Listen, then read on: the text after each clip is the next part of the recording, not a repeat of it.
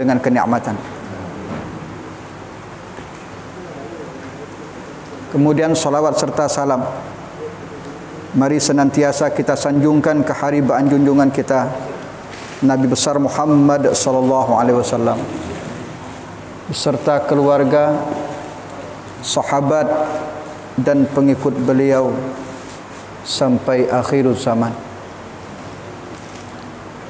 Allah Subhanahu wa taala memberikan keutamaan kepada manusia itu melalui 3 hal. Satu riwayat dari Al-Imam Nasa'i, Baihaqi, Bukhari dan Ibnu Majah, Afdhalun nas salasah. Manusia utama itu ada 3. Pertama, qalbun syakirun. Yang kedua, lisanun zakirun. Dan yang ketiga, zaujatun salihatun. Yang pertama, orang yang akan mendapatkan keutamaan di sisi Allah Subhanahu wa taala adalah orang yang memiliki hati yang senantiasa bersyukur. Wa qalbun syakirun. Hati yang senantiasa bersyukur. Hati yang senantiasa bersyukur ini akan memiliki sifat qanaah, merasa cukup dengan apa yang telah menjadi ketetapan dan ketentuan Allah Subhanahu wa taala dalam hidup. Sehingga apa saja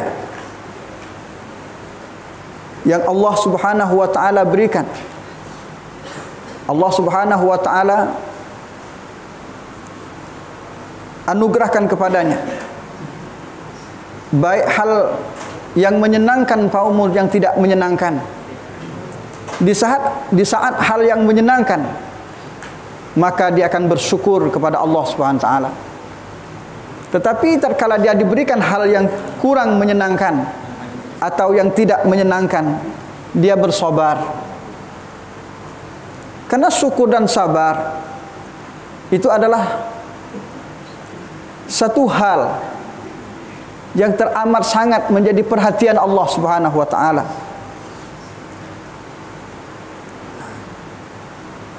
Dan 2 hal ini hanya ada pada diri orang yang qanaah. Tetapi bila mana kita tidak memiliki sifat qanaah, maka jangan harap kita menjadi hamba yang akan bersyukur. Bahkan pada akhirnya kita menjadi hamba-hamba yang kufur. Tatkala kita menjadi hamba yang kufur, ini dikarenakan kita kurang mau menerima apa yang telah menjadi ketentuan Allah dalam hidup ini.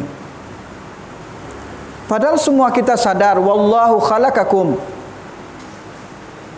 wa ma ta'malun. Allah yang telah menciptakan kamu dan Allah Subhanahu wa taala yang telah membagikan pekerjaan setiap kamu. Tetapi di saat kita kurang menerima apa yang telah menjadi ketetapan Allah atas pekerjaan yang kita miliki, maka tentu di sana muncullah perasaan iri hati, muncullah perasaan dengki. Dan kenapa itu hinggap di jiwa kita? Dikarenakan kurang syukurnya kita terhadap Allah SWT. Nah, maka orang yang akan mendapatkan keutamaan salah satunya adalah wa qalbun syakirun. Orang yang memiliki hati yang senantiasa bersyukur kepada Allah Subhanahu wa taala. baik hal yang banyak maupun sedikit, yang berupa kenikmatan yang Allah berikan kepadanya, dia bersyukur. Dengan syukur itulah dia merasa cukup dengan apa yang telah menjadi ketetapan Allah dalam hidupnya. Tatkala dia sudah merasa cukup dengan apa yang telah menjadi ketetapan Allah di dalam hidupnya, itulah yang membuat dia jauh dari sifat dengki. Dan bila mana kita telah jauh dari sifat dengki, maka Allah Subhanahu wa ta'ala akan turunkan ke dalam jiwa segenap kita sakinatan, yakni ketenangan, ketentraman, kedamaian. Dengan kedamaian itulah lalu pada akhirnya termotivasi terus jiwa kita untuk senantiasa beribadah kepada Allah Subhanahu wa ta'ala. Kenapa? Karena dia sadar bahwa yang menjadi perhatian Allah dalam hidup ini dua hal saja. Innallaha la yanzuru ila suwarikum wa amwalikum, fa innallaha yanzuru ila qulubikum wa a'malikum. Allah tidak memandang wajahmu yang tampan, dan juga Allah tidak memandang hartamu yang banyak, tapi yang dipandang oleh Allah Subhanahu wa ta'ala adalah hatimu dan perbuatanmu. Walaupun kita sadar seringkali hadis ini dipotong, yang dipandang oleh Allah hanya hati katanya, tetapi hadis ini bersambung. Fa innallaha yanzuru ila qulubikum wa a'malikum. Allah itu memandang hatimu dan memandang perbuatanmu. Kenapa? Karena berangkatnya segenap amal yang kita lakukan itu dari hati seseorang.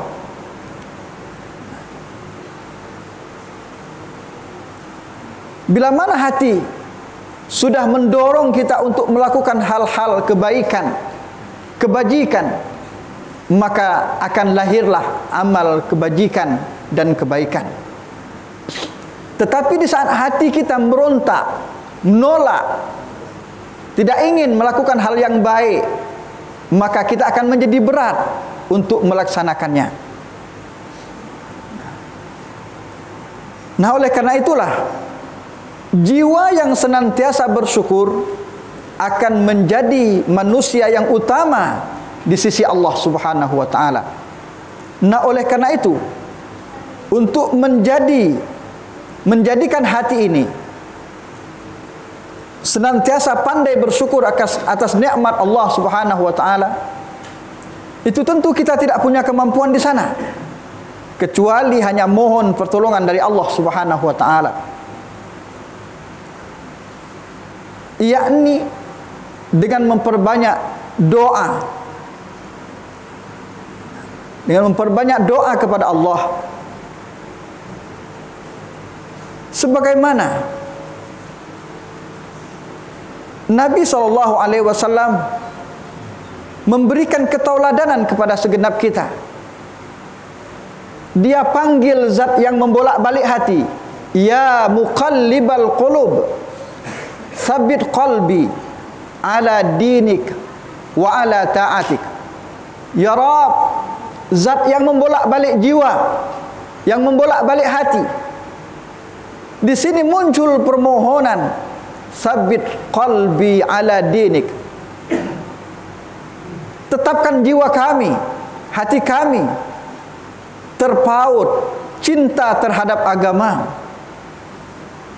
wa ala ta'atik, dan terpaut untuk senantiasa taat kepadamu.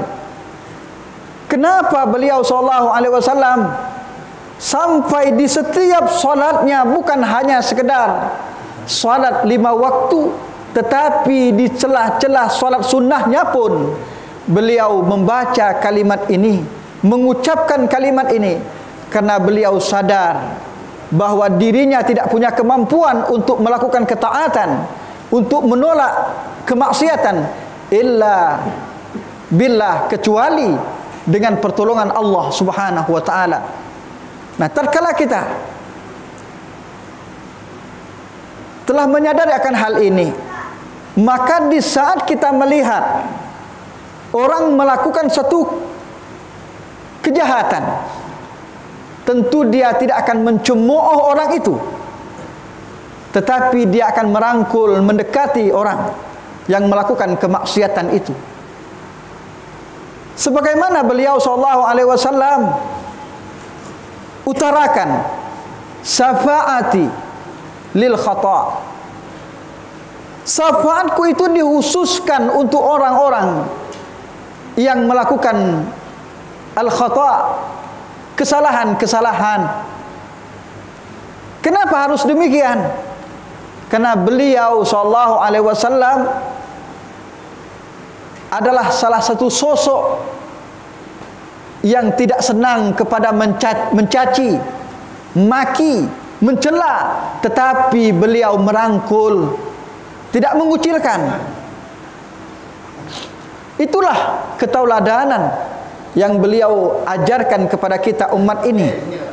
Tetapi perkara ini adalah perkara yang tidak diperhatikan dari sebagian orang-orang yang katanya mencintai beliau sallallahu alaihi wasallam. Jangankan kita orang awam ini, bahkan katanya yang kiai sekalipun belum mentauladankan sikap dan sifat baginda sallallahu alaihi wasallam, yang sikapnya merangkul, tidak memukul, yang sifatnya mengayomi, menyantuni, tidak mencaci dan mencerca.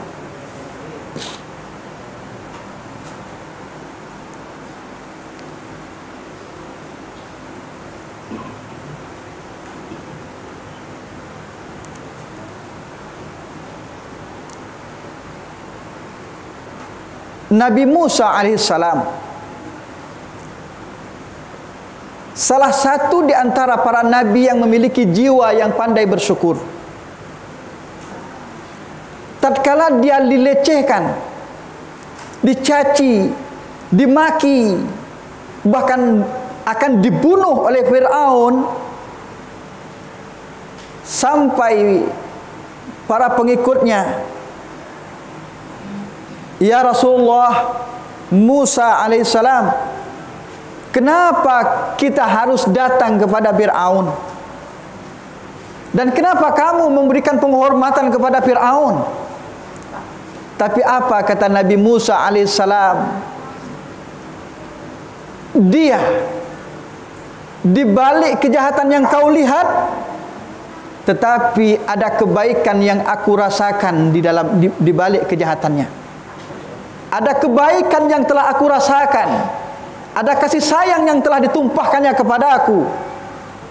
Tidakkah pantas kiranya, tidakkah salah kiranya aku untuk bersyukur kepada Allah dan berterima kasih kepadanya dengan memberikan penghormatan kepadanya, untuk tidak mencaci dan mencelanya, karena dia adalah bagian dari orang yang telah menjadikan aku sampai hari ini masih dalam kondisi hidup, dan pada akhirnya sampai aku diberikan wahyu oleh Allah Subhanahu wa taala.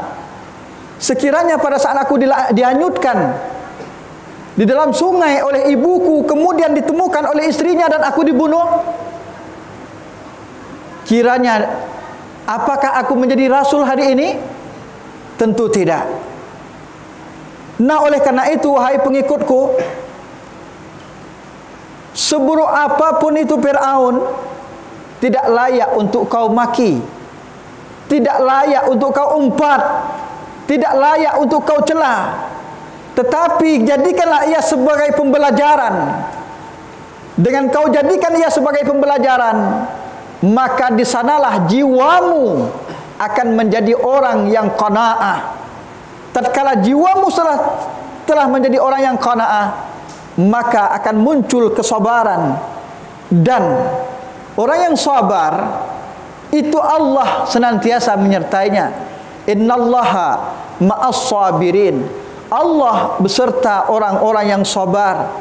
Dan dengan kesabaran inilah akan datangnya bantuan dan bimbingan dari Allah Subhanahu wa taala. Lalu siapa yang sabar?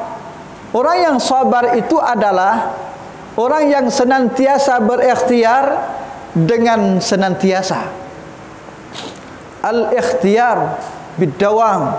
Dia terus berusaha, dia terus berupaya dengan sungguh-sungguh, terus menerus rutin, dengan tidak menunjukkan keputusasaan. Sebagaimana Nabi Musa alaihissalam, terus dia berdakwah kepada Fir'aun, tapi tidak muncul dari lisan beliau mengatakan bahwa Fir'aun laknatullah alaih. Tidak. Kenapa? Dia tunjukkan bahwa beliau adalah orang yang sadar bahwa yang membolak-balik hati ini Allah, yang menguasai jiwa ini Allah. Ana muballighun wallahu yahdi qasimun. Aku hanya menyampaikan saja, yang membagikan hidayah dan petunjuk ini Allah. Maka dengan demikian itu tidak layak kiranya aku menjadi orang yang maki terhadap Fir'aun dan para pengikutku. Aku harapkan kalian semua jangan sampai maki terhadap Fir'aun, tapi jadikan ia sebagai pembelajaran bahwa beginilah akibat perbuatan dari orang yang mendurhakai Allah dan Rasulnya. Ini pesan dari Nabi Musa alaihissalam yang sudah kita lupakan. Memiliki jiwa yang senantiasa bersyukur akan mengantarkan kepada orang yang qanaah dan sabar. Orang yang sabar itu tidak mungkin dia dapatkan kecuali ikhlas. Dengan keikhlasan itulah dia akan menjadi hamba yang qanaah tadi, menerima apa yang telah menjadi ketetapan Allah, serta dia sadar dengan posisi dirinya. Aku telah diciptakan Allah dan segenap perbuatanku telah ditakdirkan oleh Allah Subhanahu wa taala. Tetapi ingat, di saat kita melakukan satu kemaksiatan, jangan katakan ini telah menjadi ketetapan Allah. Ma asabaka min hasanatin fa min Allah, wa ma asabaka min sayiatin fa min nafsik. Segenap kebaikan yang kita lakukan fa min Allah, itu dari Allah Subhanahu wa taala. Tetapi bila mana kemaksiatan, keburukan, kemungkaran, kebrutalan yang kita lakukan, itu fa min nafsik, dari diri kita sendiri. Kenapa? Di dalam firman-Nya Allah mengatakan demikian, agar di saat kita melakukan kebaikan-kebaikan dengan sombong, ini dari Allah Subhanahu wa taala. Di saat kita melakukan hal-hal yang berbau kemaksiatan, maka jangan pernah berputus asa dari rahmat Allah Subhanahu wa taala. Hendaknya kita kembali kepada jati diri, kembali kepada agama yang suci, dan kembali kepada kesucian. Kembali kepada jati diri untuk senantiasa kita kenal diri ini. Man arafa nafsahu, barang siapa yang sadar akan dirinya, faqad arafa rabbahu, maka dia sadar siapa Tuhannya. Kata arafa di sini memang sering dimaknai dengan kata mengenal, tetapi kata arafa di sini oleh Syekh Ibnu Arabi dimaknai dengan kata sadar. Orang yang sadar sebagai siapa dirinya, dia memposisikan dirinya sebagai al-abid wallahu al-ma'bud. Dia jadikan dirinya sebagai penyembah, peribadah, permohon, dan Allah tetap diposisikannya sebagai yang wajib disembah. Dan dia tidak akan mempersekutukan Allah dengan sesuatu selain daripadanya. Dia tidak memanggil wahai Datuk Jembelang Tanah, Datuk Begandum Jembelang Tanah, seperti yang dilakukan oleh sebagian saudara-saudara kita. Dan ini adalah bagian daripada pekerjaan segenap kita untuk memberikan dakwah, bimbingan, dan Yang utamanya adalah kita mohonkan kepada Allah agar saudara kita yang masih melakukan hal demikian itu untuk kembali ke jalan Allah Subhanahu wa taala, dengan sama-sama kita berikan ketauladanan kepada mereka. Bukan dicaci, hei syirik, tidak masuk neraka, tidak masuk surga, ahli neraka. Tidak layak kita mengatakan seseorang sebagai ahli neraka. Dan juga kita tidak layak mengatakan bahwa kamu pasti masuk surga, karena kita tidak punya jaminan dalam hal itu kecuali baginda sallallahu alaihi wasallam. Kenapa? Karena setiap apa yang diucapkan oleh beliau tidak lain adalah wahyu. Wa ma yantiqu anil hawa in huwa illa wahyu yuha. Bahwa apa saja yang diucapkan oleh beliau sallallahu alaihi wasallam itu wahyu. Satu riwayat dikisahkan datang seorang perempuan kepada beliau menyerahkan diri, ya Rasulullah, saya seorang gadis ingin menyerahkan diri kepadamu agar kau jadikan saya sebagai istri. Tetapi beliau diam 1000 bahasa menunggu datangnya wahyu dari Allah Subhanahu wa taala. Kalau ada perintah saya harus menikahi perempuan itu, maka saya akan nikahi. Tetapi pada akhirnya beliau tidak mendapatkan perintah. Lalu berdatang Sa'ad bin Sa'id As-Sa'udiyah. Ya Rasulullah, izinkan saya untuk menikahi perempuan itu.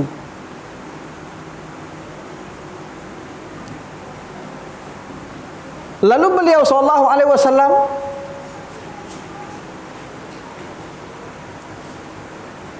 mendengar apa yang disampaikan oleh malaikat Jibril. Ya Muhammad, Sa'ad bin Sa'ad ini, dia telah ada upaya untuk menjadikan perempuan itu sebagai istrinya, dan dia telah menyemput jodohnya. Oleh karena itu kau suruhlah ia untuk mencari mas kawin. Ya Sa'ad, adakah kiranya engkau memiliki mas kawin? Ada ya Rasul. Apa? Ini kain. Ada berapa kainmu? 1 ya Rasul. Jadi ingin kamu jadikan mahar? Iya ya Rasul. Kata Rasul, pergi kamu berusaha terlebih dahulu, cari cincin besi. Kalau kamu tidak dapatkan cincin emas, berusahalah sahabat ini. Akhirnya datang kepada Rasul, ya Rasul, saya tidak temukan usaha dan penghasilan untuk membeli cincin emas, apalagi cincin emas ya Rasul, cincin besi pun tidak. Pergi lagi, berusahalah lagi sahabat ini, berkeliling. Kemudian belum lagi menemukan apa yang menjadi harapan baginda sallallahu alaihi wasallam. Lalu beliau bertanya, firman Allah yang kau hafal apa? Suratul Ikhlas ya Rasul. Kalau demikian, perempuan ini akan menjadi milikmu sepenuhnya dengan suratul Ikhlas. Beliau nikahkanlah perempuan itu dengan mahar suratul Ikhlas. Dari kisah ini dapat kita ambil hikmah di sana, dan dapat kita ambil pembelajaran.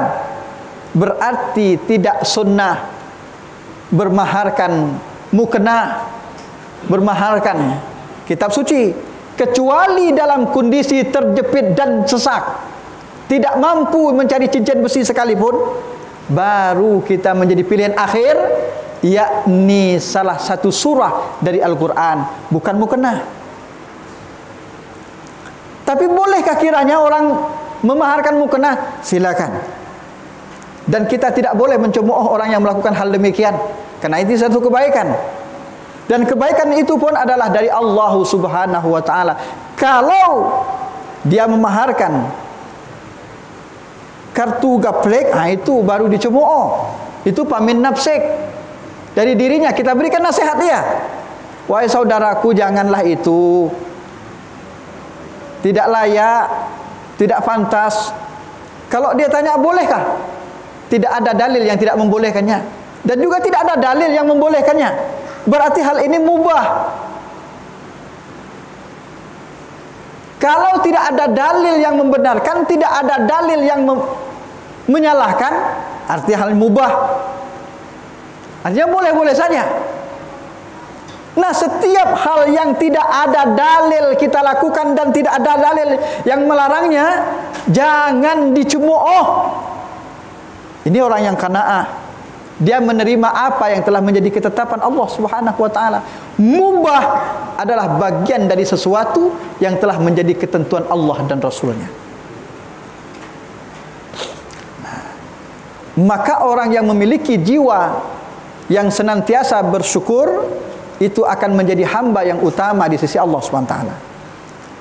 Lalu yang kedua, walisanun zakirun, lidah yang senantiasa berzikir. Dia akan senantiasa berzikir, basah lidahnya, haitsuma kunta, dimanapun dia berada. Zikir bisa dimaknai dengan ingat.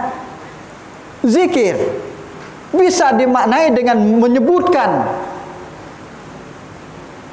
Bahwa beliau SAW mengatakan, bila mana engkau mencintai sesuatu, maka tentu itulah yang akan senantiasa disebutnya. Orang yang cinta kepada Allah, tentu dia akan senantiasa menyebut nama-nama Allah dan selalu mengingat Allah. Mengingat Allah itu bukan perkara gampang. Mengingat Allah adalah perkara yang susah. Misal, pada saat kita menjadi salah seorang, katakan bendahara, kan tidak sedikit di antaranya yang tatkala belanja minta diberikan nota kosong. Kenapa? Ini tidak ingat Allah. Dia tidak sadar kalau Allah itu al-alimun, al-basirun, as-sami'un. Allah maha dengar, Allah maha lihat, Allah maha mengetahui. Di saat ini senantiasa kita sadari, maka insya Allah hal yang demikian tentu tidak akan terjadi. Sebab apa? Sebab orang yang melakukan perzinaan seumur hidup cukup dengan satu kali bertaubat.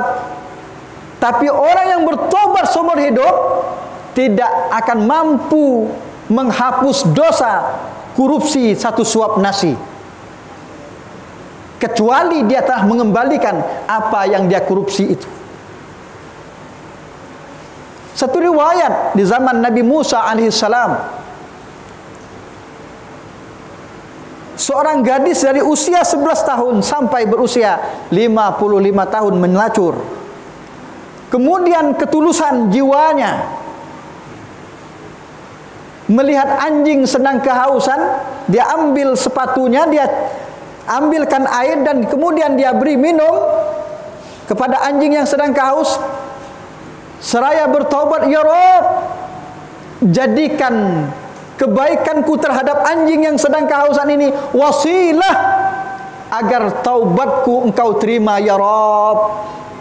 Maka dengan wasilah memberikan secentong air kepada anjing yang sedang kehausan, Allah hapuskan seluruh kesalahannya dari usia 11 tahun melacur sampai 55 tahun.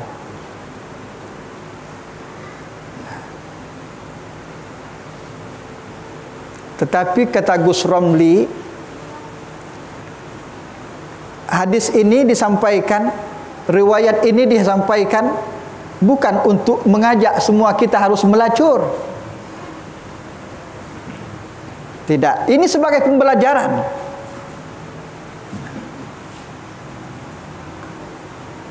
Ada orang yang taat kepada Allah SWT, tetapi ada satu suap nasi yang dia korupsi. Ini yang membuat Allah menolak seluruh amalnya. Sebab tumbuh darah dan dagingnya dari makanan yang haram. Dan inilah yang menjadi pantasnya neraka untuk memakannya.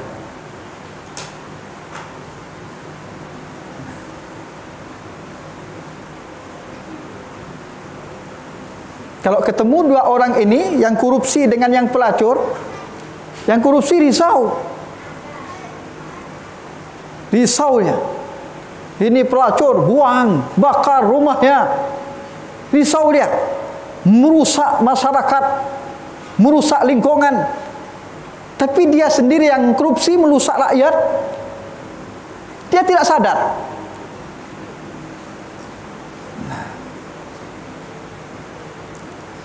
Walisanun zakirun.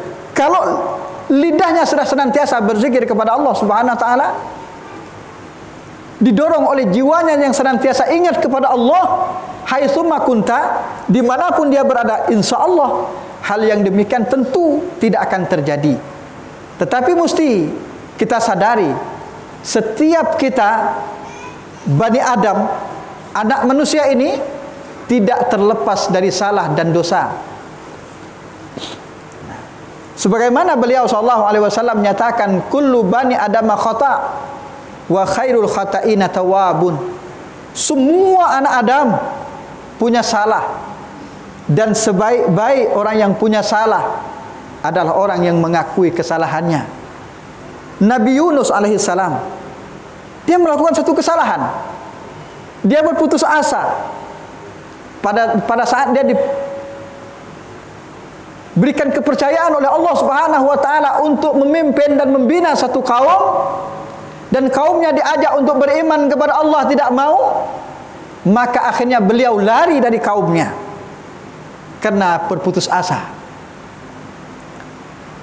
Lalu pada akhirnya dia mengikuti orang yang akan nyebrang, dan pada akhirnya datang badai besar dan beliau dicampakkan ke dalam lautan dan ditelan oleh ikan yang besar. Pada saat ia ditelan oleh ikan yang besar, hanya satu ingatannya, la ilaha illa anta subhanaka inni kuntu minaz zalimin.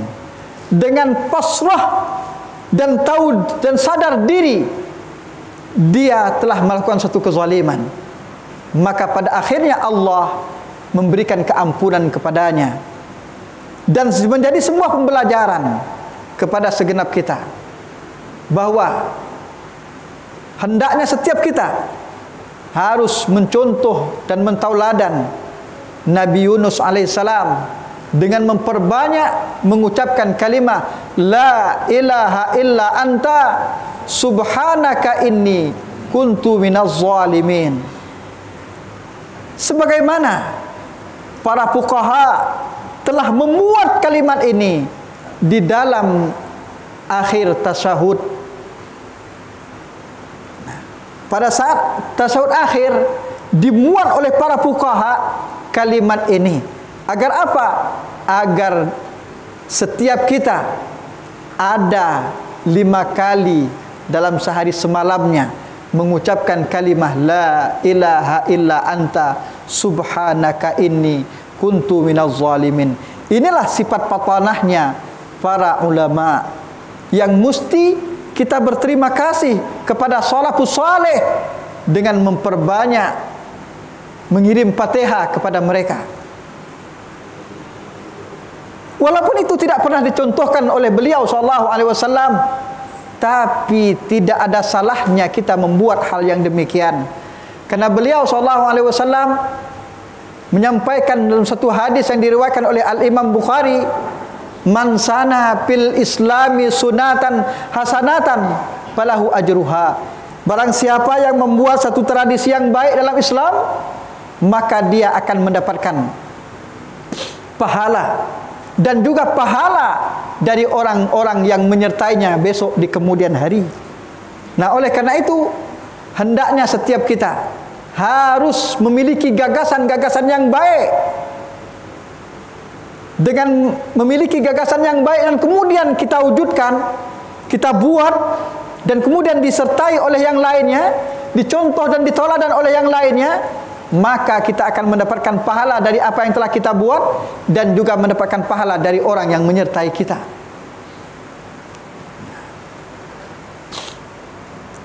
Karena ini adalah bagian dari apa yang telah diinstruksikan oleh beliau sallallahu alaihi wasallam.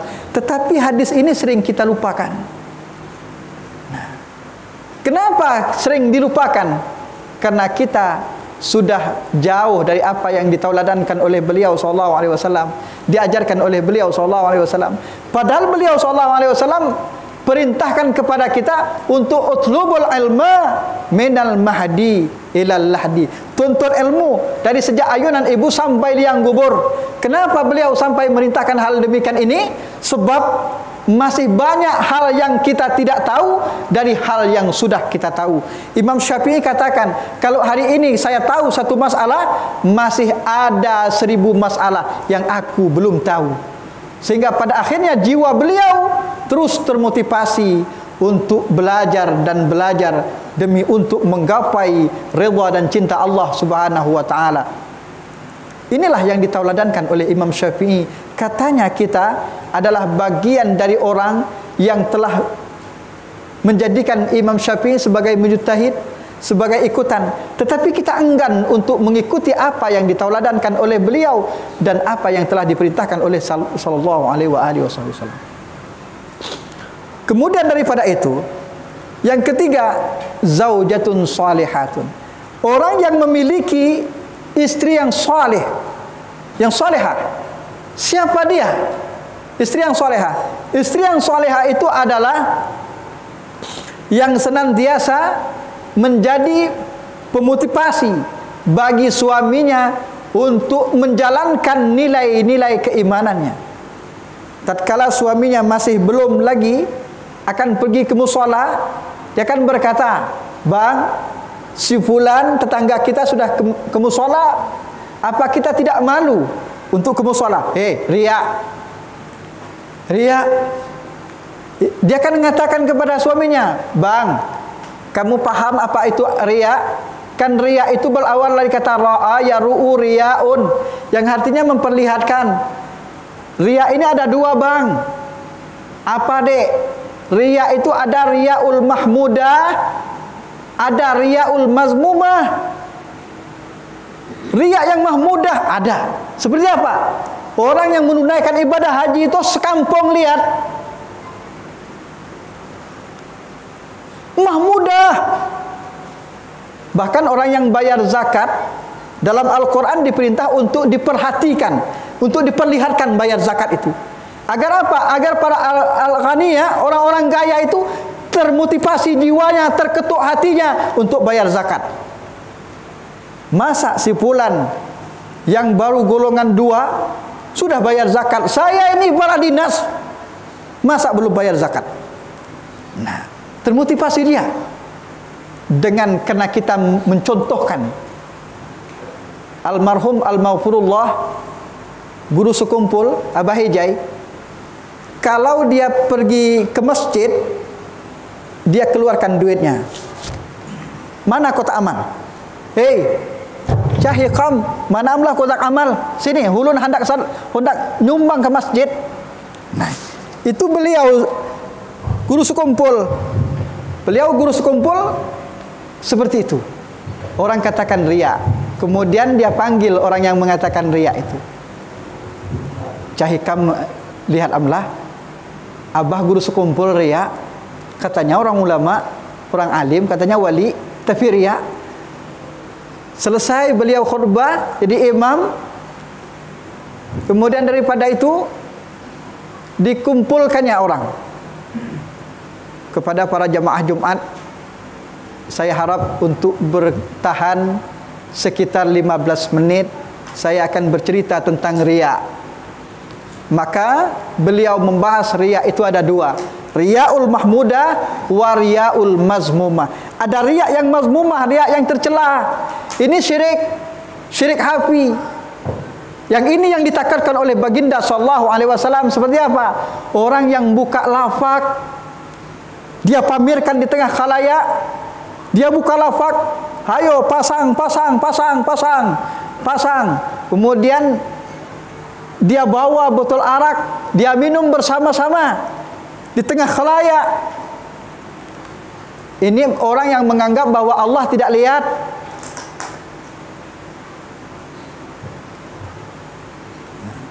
atau dia mempercayai yang lain selain Allah, bahwa yang dapat membuat dia tenang adalah sabu, ganja, lonang, berindi, ber, cuka getah.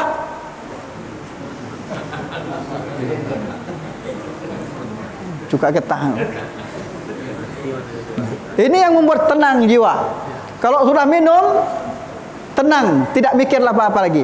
Lebih-lebih kalau cuka getah, itu tidak mikir lagi, langsung tenang. Nah, menganggap yang lain selain Allah mampu memberikan ketenangan salah. Ini syirik hafi. Ini riak yang seperti inilah yang ditakutkan oleh baginda sallallahu alaihi wasallam. Bukankah kita tahu, alla bizikrillahi tasma'inul qulub, ketahuilah jiwa akan menjadi tenang dengan berzikir kepada Allah Subhanahu wa taala. Nah, maka dengan demikian itu mendapatkan istri yang memberikan motivasi kepada suaminya untuk melakukan hal yang baik demi menghidupkan nilai-nilai keimanan, maka orang yang demikian itulah yang insya Allah akan mendapatkan kebahagiaan dan keutamaan di sisi Allah Subhanahu wa taala. Mudah-mudahan kita tergolong hamba yang demikian itu. Mungkin ini saja yang dapat sampaikan, mohon maaf kekurangannya. Assalamualaikum warahmatullahi wabarakatuh.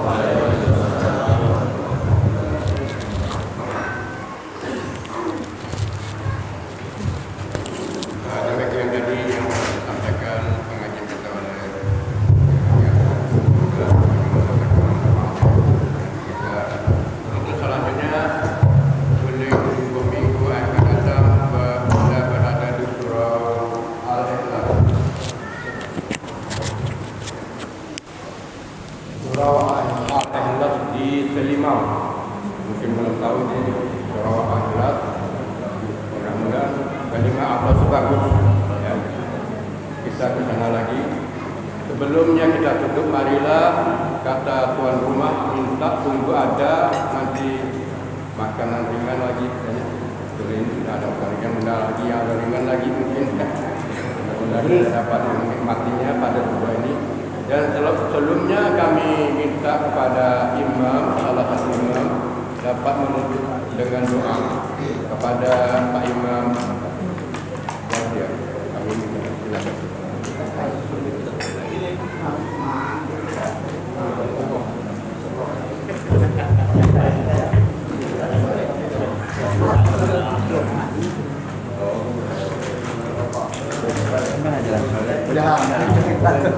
Doa. Amin ya Allah ya Rabbal alamin. Bismillahirrahmanirrahim. Alhamdulillahirabbil alamin. Wassalatu